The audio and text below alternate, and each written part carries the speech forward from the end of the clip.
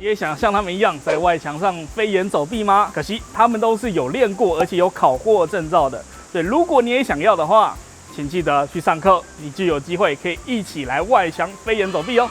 大家好，我是不只是装修的胖虎。今天我们来到了台北市立动物园的穿山甲馆鸟园的里面啦。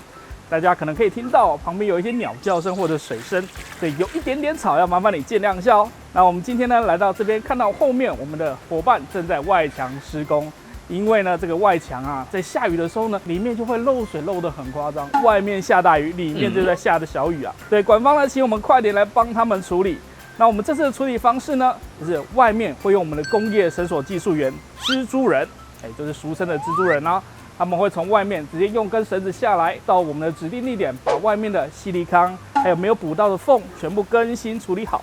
这样子水就不会沿着那些缝隙进去了。而在室内呢，它的墙壁因为漏水漏得有点夸张，墙壁都已经有点很多的壁癌，而且它潮湿的状况太严重了，所以我们会把它整个磨掉之后呢，再进行处理。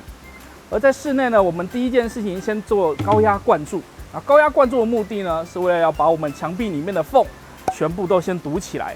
这样子呢，可能原本水泥里面的裂缝呢被堵住之后呢，外面的墙壁再遇到水呢，水就没有那么容易可以进到室内了。之后我们会把所有的油漆都磨掉，因为刚刚提到了嘛，漏水漏得太夸张，有很多的壁癌啊，然后可能太潮湿的问题，所以我们全部磨掉之后呢，才可以做我们的防水材。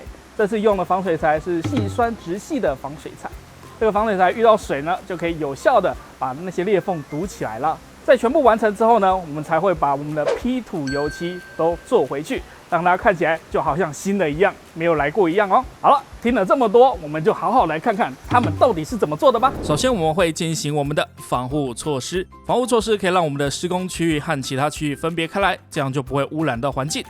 再来，第一个工序就是我们的高压灌注，也就是俗称的打针啦。打针所用的材料跟坊间用的不太一样，我们使用的是德国明式的材料。这个药剂灌注进去之后不会收缩，进行一次灌注就好了，不用进行2、3次的灌注。灌注完之后就来打磨我们的墙壁。打磨墙壁就是把所有壁癌的地方全部磨掉，磨掉之后才可以进行后续的防水材涂布。如果防水材直接做在油漆上面是没有效果的哦。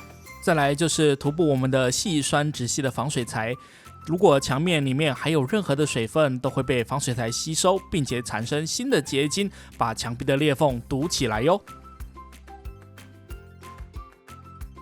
接下来就要进行外墙的作业了。出去外墙之前要确认我们的装备是否全部安全。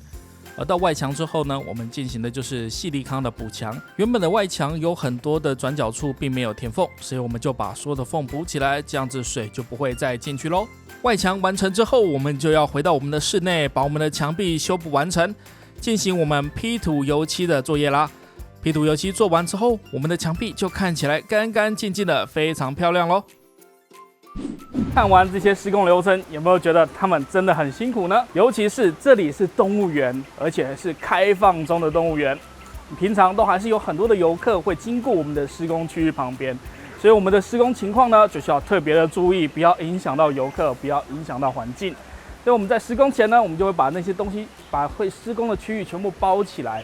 有粉尘的东西呢，会用机器尽量的收集粉尘，让这些施工的情况不会影响到我们的游客欣赏这个美丽的动物园。也因为这个关系呢，所以我们的施工期间会稍微的拉长，要配合馆方的时间，也要配合到现况的情况，所以这个时间大概需要2周，这个案子才完工哦。室内1周，室外1周，差不多是这样的时间。如果你也很喜欢看到这样子有趣而且非常精致的施工的话，或者你的家里也想要没有粉尘的，像动物园一样有高级的施工环境，记得要在下面留言告诉我们。或者是你有任何的问题想要提出来，也可以在下方留言，我们会一一回复哦。如果你喜欢我们的频道，要记得帮我们按赞、订阅、加分享，还有记得打开那重要的小铃铛，这样才不会错失我们任何一集新的影片哦。我是不只是装修的胖虎，我们下次再见喽，拜拜。